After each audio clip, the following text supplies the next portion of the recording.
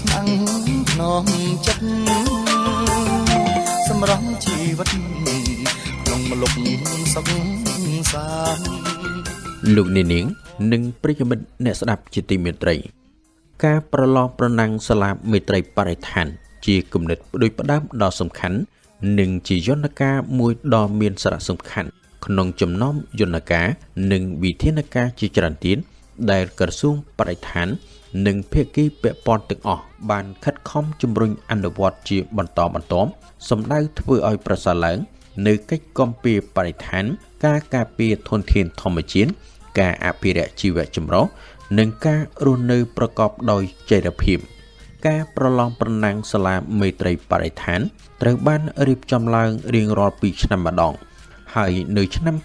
2021នេះជាលើកទី3ហើយដែលក្រសួងបរិស្ថាននិងក្រសួងអប់រំយុវជននិងកីឡាបានរៀបចំការប្រកួតប្រជែងនេះឡើងដោយបានជ្រើសរើសនៅសាលាបឋមសិក្សានិងមធ្យមសិក្សាពីតាមបណ្ដាខេត្តនានាដែលចូលរួមក្នុងលក្ខណៈវិនិច្ឆ័យនៃសាលាមេត្រីបរិស្ថានសូមលោកអ្នកនាងស្ដាប់បទយកការរបស់វិទ្យុជាតិកម្ពុជាស្ដីពីបឋមសិក្សាក្រវ៉ាន់ខេត្តសៀមរាបទទួលជ័យលាភីសាលាមេត្រីបរិស្ថានឆ្នាំ2021ដូចតទៅ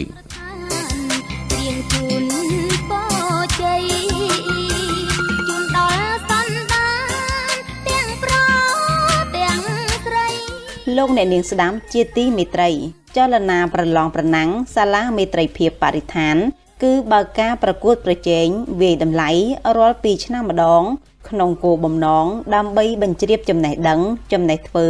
ក្នុងចំណោមកុមារសិស្សានុសិស្សមិនតែប៉ុណ្ណោះដើម្បីផ្លាស់ប្ដូរទម្លាប់ផ្នត់គំនិតនិងឥរិយាបថពួកគេចំពោះអនាម័យបរិស្ថានខណៈដែលសាលាមេត្រីភាពបរិស្ថានបានដើរតួនាទីយ៉ាងសំខាន់ក្នុងការធ្វើឲ្យមានការផ្លាស់ប្ដូរឥរិយាបថលើបរិស្ថាននិងបានចូលរួមអប់រំបណ្ដុះស្មារតីស្រឡាញ់បរិស្ថានកាន់តែខ្លាំងឡើង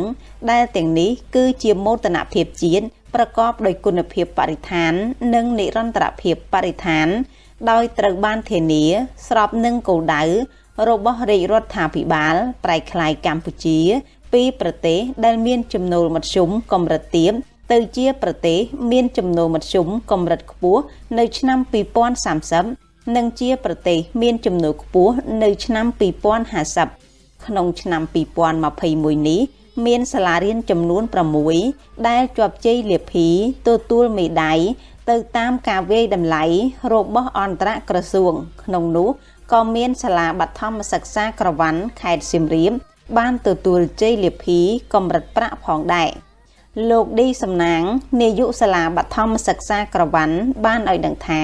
ថ្នាក់ដឹកនាំសាលារៀនលោកគ្រូអ្នកគ្រូអាណាព្យាបាលនិងសិស្សានុសិស្សនៃសាលាបឋមសិក្សាក្រវ៉ាន់ពិតជាមានក្តីសប្បាយរីករាយជាខ្លាំងក្រោយពេលទទួលបានជ័យលាភី3ឆ្នាំជាប់គ្នាជាសាលាមេត្រីបរិស្ថានលោកបន្តថាសមិទ្ធផលដែលទទួលបាននាពេលនេះកើតចេញពីការជំរុញរបស់ថ្នាក់ដឹកនាំគ្រប់លំដាប់ថ្នាក់និងកិច្ចខិតខំប្រឹងប្រែងរបស់ថ្នាក់ដឹកនាំសាលារៀនលោកគ្រូអ្នកគ្រូអង្គការដៃគូសិស្សានុសិស្សនិងប្រជាសហគមន៍ទាំងមូលដែលបានរួមកម្លាំងកាយចិត្តធ្វើការកែប្រែនិងអភិវឌ្ឍរហូតសាលារៀនមានភាពស្រស់ស្អាតមានការទទួលស្គាល់ពីមហាជនទូទៅក្រោយពីទទួលបានការវាយតម្លៃនៃការសហការរវាងក្រសួងបរិស្ថាននិងក្រសួងអប់រំយុវជននៃកីឡាវាយតម្លៃថាសាលាបឋមសិក្សាក្រវ៉ាន់ដែលមានទីតាំងនៅក្នុងភូមិក្រវ៉ាន់សង្កាត់គួរធំក្រុងសៀមរាបខេត្តសៀមរាបយើងនេះទទួលជ័យលាភីប្រាក់លើកទី3ប្រចាំឆ្នាំសិក្សា2021ក្រោមប្រធានបទសាលាមេត្រីបរិស្ថាននេះយើងខ្ញុំជាលោកគ្រូអ្នកគ្រូសិស្សានុសិស្សក៏ដូចជាសហគមន៍នៅក្នុងមូលដ្ឋានផ្ទាល់មានក្តីរំភើបសប្បាយរីករាយជាខ្លាំងនិងជាមហាកិត្តិយសដែលយើងបានដំណើរការរៀបចំសាលារៀនទទួលការទុកចិត្តនិងវាយតម្លៃពីក្រសួងសម័យទាំងពីរលោកនាយកសាលាបឋមសិក្សាក្រវ៉ាន់ក៏បានរៀបរាប់បន្តថាសាលាបឋមសិក្សានេះត្រូវបានបង្កើតឡើងក្នុងអំឡុងឆ្នាំសិក្សា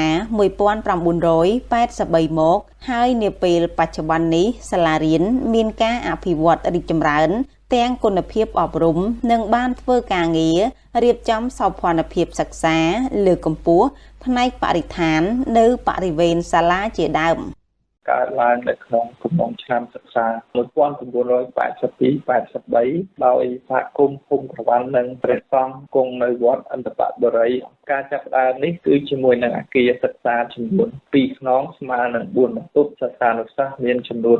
140នាក់គ្រូមានចំនួន4នាក់បច្ចុប្បន្ននេះដោយមានការចូលរួមពីអាដាមលោកទាវព្រះសង្ឃសប្បុរសជនមេដាបេដាសិស្សានុសិស្សស្លាប់ប្រវត្តិយើងមានការអភិវឌ្ឍគួរឲ្យកត់សម្គាល់ប្រែក្លាយមកពេលបច្ចុប្បន្នគឺយើងមានអគារសិក្សាចំនួន5ខ្នងស្មើនឹង13បន្ទប់មានសិស្សានុសិស្សសរុបចំនួន837នាក់អ្នកគ្រូមានចំនួនសរុប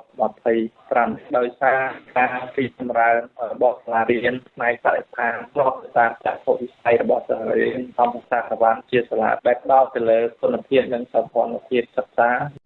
លោកឌីសំណាងបានបន្តទៀតថាទន្ទឹមនឹងការទទួលជ័យលាភីមេដាយប្រាក់ពីចលនាប្រឡងប្រណាំងសាលាមេត្រីបរិស្ថាននេះថ្នាក់ដឹកនាំសាលាពិតជាមិនភ្លេចឡើយនៅការចូលរួមពីសប្បុរសជនអង្គការដៃគូជាពិសេសថ្នាក់ដឹកនាំសាលាលោកគ្រូអ្នកគ្រូនិងសិស្សានុសិស្សបានរួមគ្នាបដិញ្ញាថានឹងខិតខំប្រឹងប្រែងថែរក្សាសោភ័ណភាពអនាម័យនិងបរិស្ថានឲ្យកាន់តែល្អប្រសើរដើម្បីត្រៀមខ្លួនចូលរួមប្រឡងប្រណាំងសាលាមេត្រីបរិស្ថាននាឆ្នាំខាងមុខទៀត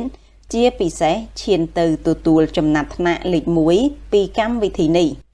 បានផលយ៉ាងធំធេងពីសន្តិភាពជំរុញចូលរួមលើកទឹកចិត្តពីគ្រប់ភាគីពាក់ព័ន្ធទាំងអស់មានសួងអប់រំយុវជនកីឡានិងសួងបរិស្ថានអាជ្ញាធរមូលដ្ឋាននិងអង្គការដៃគូអង្គការថែរក្សាដើម្បីកម្ពុជាទើបសាលារបស់យើងមានការអភិវឌ្ឍនិងរៀបចំបរិស្ថានបានយ៉ាងស្អាតនិងទទួលបានជ័យលាភីដោយពេលនេះហើយតួអង្គសំខាន់មិនអាចបំភ្លេចបាននោះគឺលោកគ្រូអ្នកគ្រូនិងសិស្សានុសិស្ស និងសហគមន៍មូលដ្ឋានយើងផ្ទាល់ហើយអ្វីដែលយើងទទួលបាននេះគឺជ័យលាភីប្រាក់វាមិនទាន់បានទៅដល់ចំណាត់ថ្នាក់លេខ1នៅឡើយទេដូច្នេះយើងបានជម្រាបជូនសិស្សានុសិស្សនិងលោកគ្រូអ្នកគ្រូថាយើងនឹងបដិញ្ញាថានឹងបន្តរៀបចំសាលាយើងនេះឲ្យមានបរិស្ថានល្អប្រសើរទាក់ទាញទៅដល់សិស្សានុសិស្សមជ្ឈដ្ឋានទូទៅនិងសង្ឃឹមយ៉ាងមុតមាំថានៅថ្ងៃអនាគតខាងមុខនេះយើងនឹងទទួលបានជ័យលាភីជាមេដាយមាស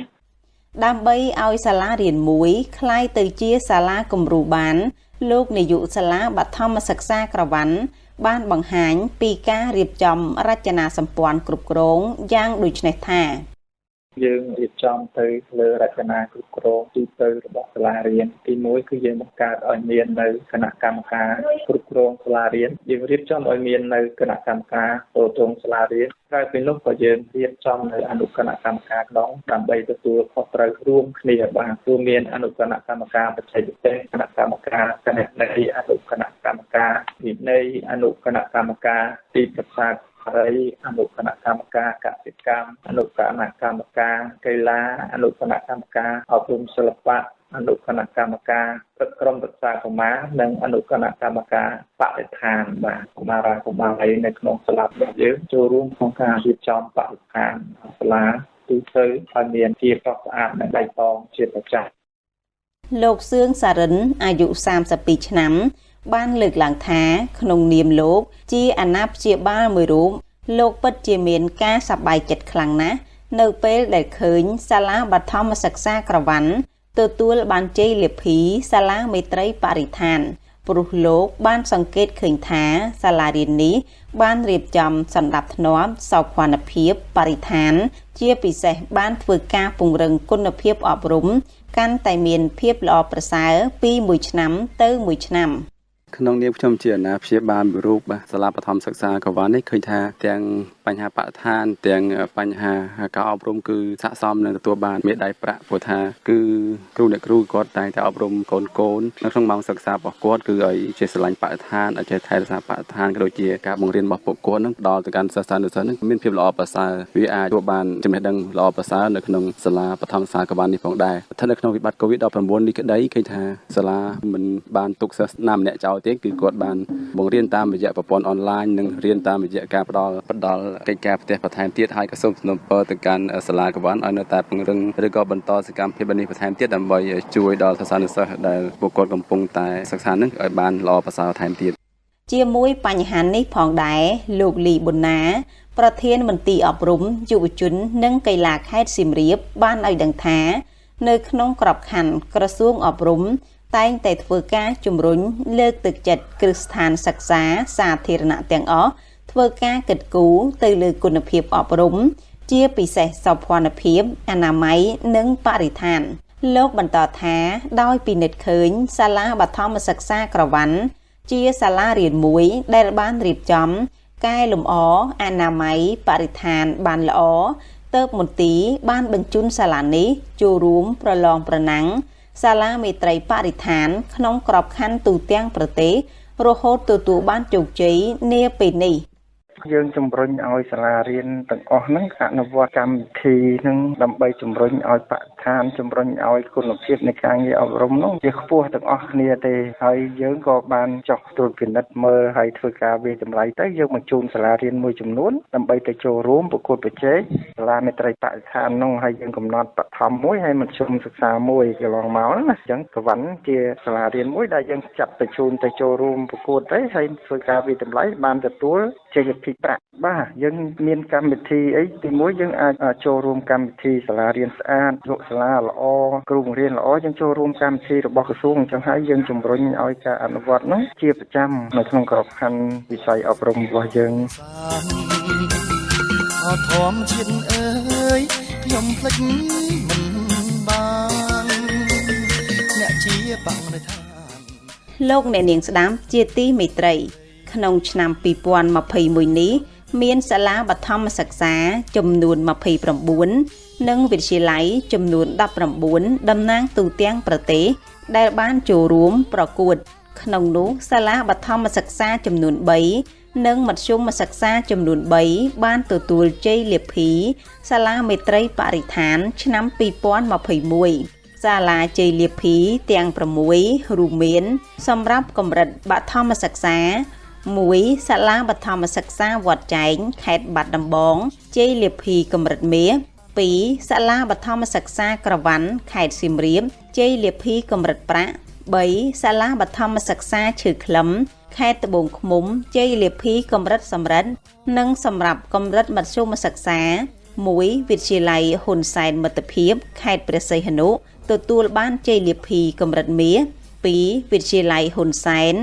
សំភបុរៈខេត្តក្រចេះទទួលបានជ័យលាភីកម្រិតប្រាក់និង3វិទ្យាល័យចំណេះទូទៅនិងបច្ចេកទេសព្រះបាទសម្ដេចព្រះបរមនាថនរោត្តមសីហមុនីខេត្តកំពង់ឆ្នាំងទទួលបានជ័យលាភីសម្រិទ្ធចលនាប្រឡងប្រណាំងសាលាមេត្រីបរិស្ថានមិនត្រឹមតែជំរុញឲ្យសិស្សានុសិស្សលោកគ្រូអ្នកគ្រូប្រែក្លាយចំណេះដឹងអំពីបរិស្ថាន